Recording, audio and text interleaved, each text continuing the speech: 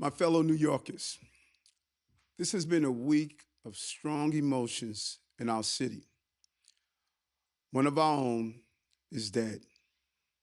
A black man, black like me. A man named Jordan, the name I gave my son.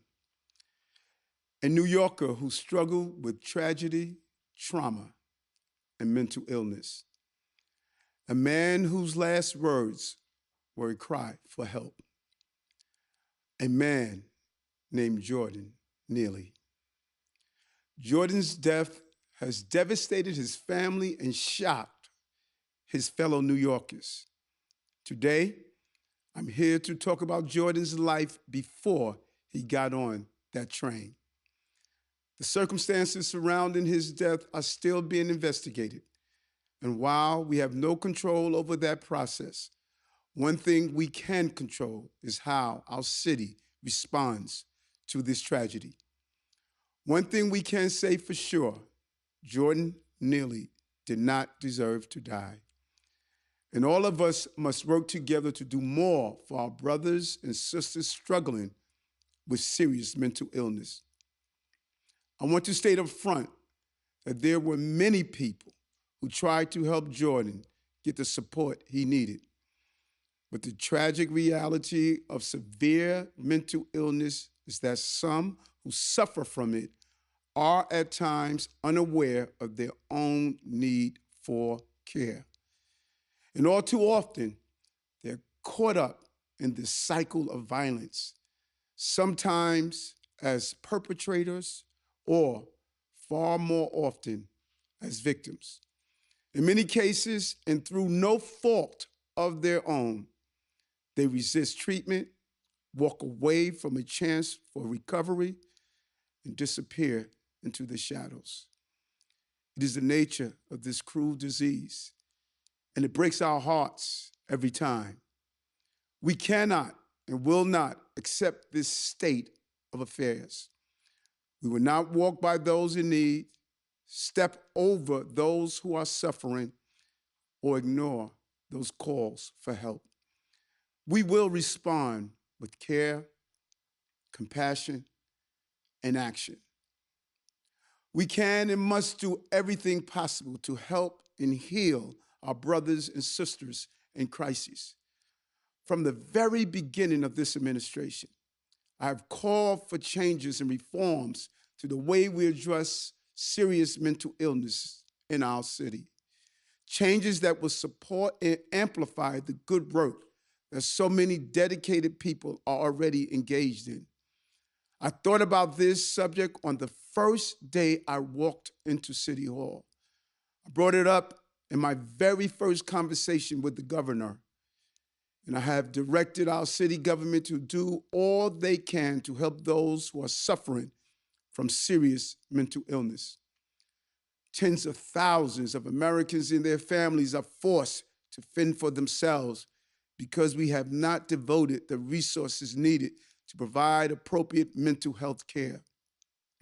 It is time to build a new consensus around what can and must be done for those living with serious mental illness, and to take meaningful action despite resistance and pushback from those who misconstrue our intentions. It starts with addressing the issues of mental health across the board, taking action to treat people before they are in crisis. And it means that we must give people in crisis the care they need for as long as they need it. In November 2022, I announced that our city personnel and contractors must have a better understanding of the legal options and responsibilities when they engage with those who are unsheltered and experience a psychiatric crisis. And in March of this year, we released a mental health plan that outlined a comprehensive strategy for treating New Yorkers in need and preventing the conditions that so often led to severe mental illness. Our vision is to create a better system that goes beyond one incident or tragedy, a continuum of care that keeps people connected to the support they need to stay well. Because we look to prevent and minimize the impacts of mental illness, there's an immediate need to address those who are clearly in need of treatment. We already have the authority to do so, and we must use it. Under New York state law, our mobile crisis clinicians can bring people having a mental health crisis to a hospital for medical evaluation.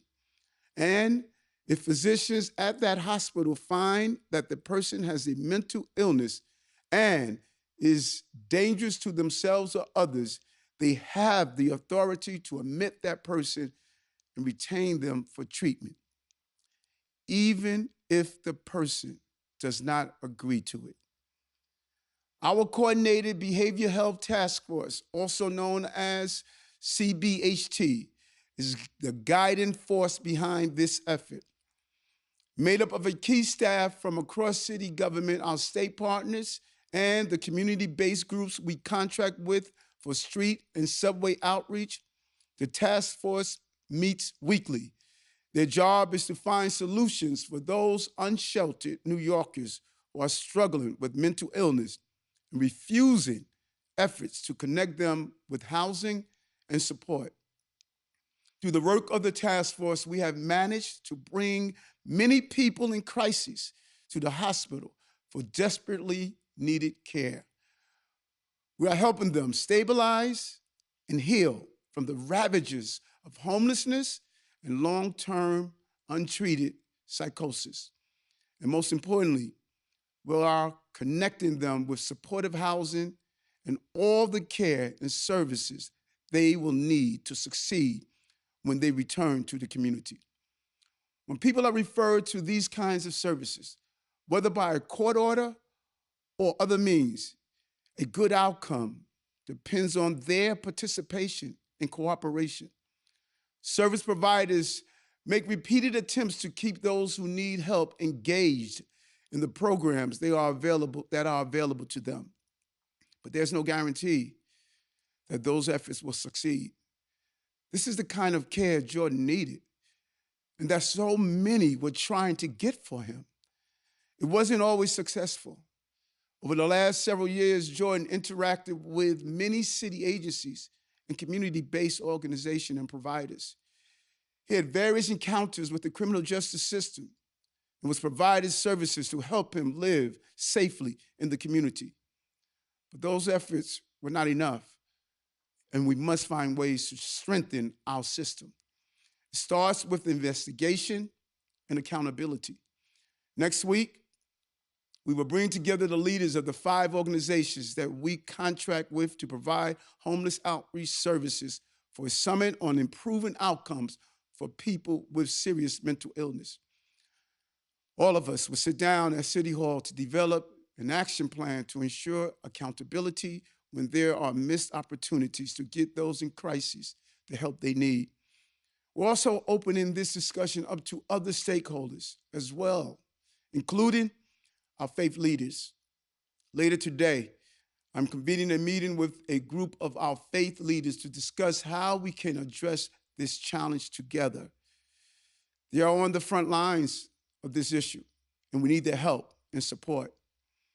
I urge all New Yorkers to do what they can to help other New Yorkers in need by joining up with groups like New York Cares, a volunteering organization that does great work for our city, or the Street Homeless Advocacy Project, an outreach organization founded by my good friend, civil rights leader Norman Siegel.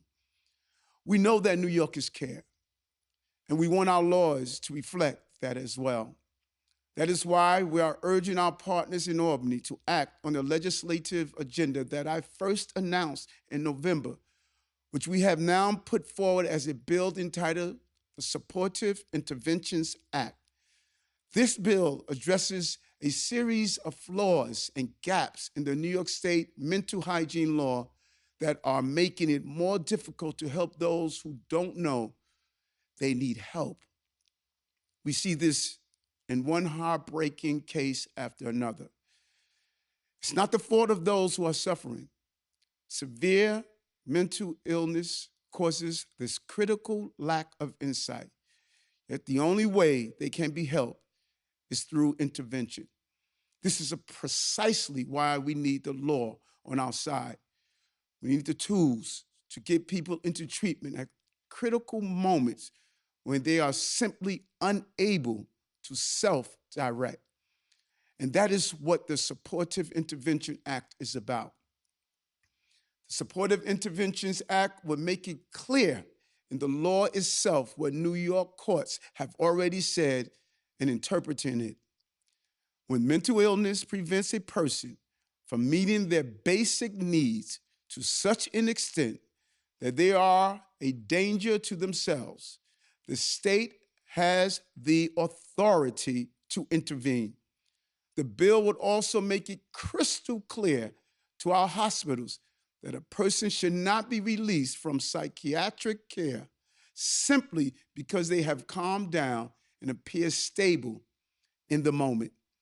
People in crisis often need extended hospital care to fully recover.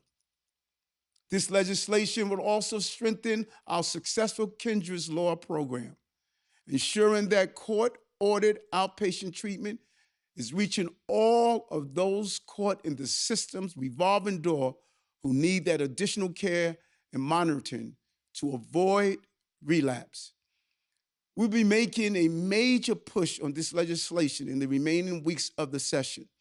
I'm proud of the strong support we have received for it from the folks doing this important work in the trenches every day, such as Bronx Works and Project Renewal. We will be building out the coalition and urgent action from Albany, action that can save lives.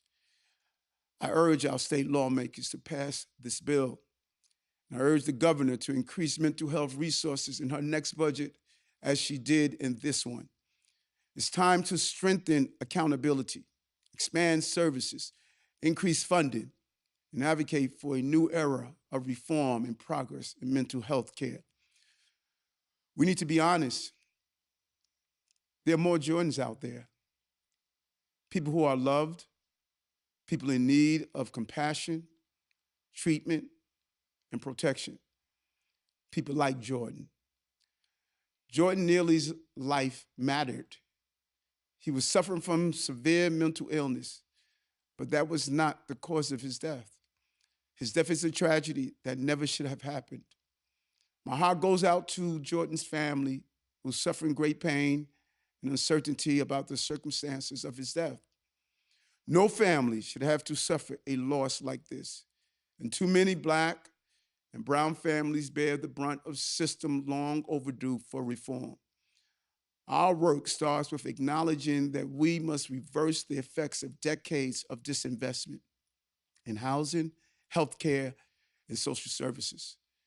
We must recommit to our shared civic responsibility to look after each other as a city, as a society, as human beings who care. There were many people who did care about a man named Jordan, but it wasn't enough this time. We must keep trying before we lose another Jordan.